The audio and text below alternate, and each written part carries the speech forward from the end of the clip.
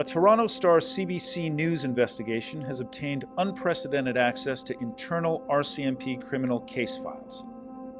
They reveal how police are increasingly thwarted by digital privacy while investigating homegrown terrorism, organized crime, and child abuse.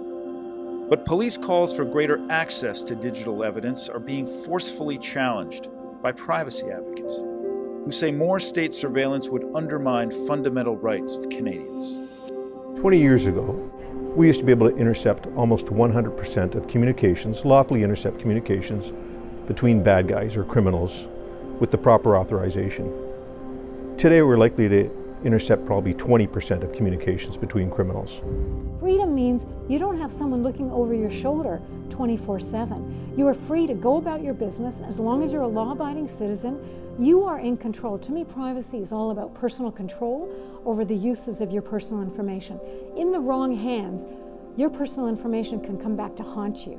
In the event that this was a homicide investigation and there was information held in an electronic form that would help solve that murder, would you not expect the police to carry out every possible avenue in order to solve the murder of their loved one? There's a kind of a sucking and blowing at the same time that's going on here.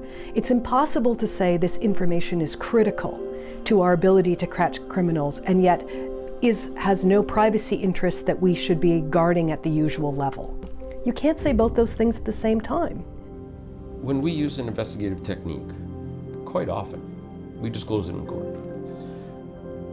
That's the master's class of how not to get caught for people who are paying attention. All of these police techniques are once known to the criminal element, they can make efforts to overcome, bypass them, avoid them. When you use the word terrorism in a legal sense, suddenly protections of rights start being violated. The way we treat society begins to change. You can justify anything on the basis of terrorism.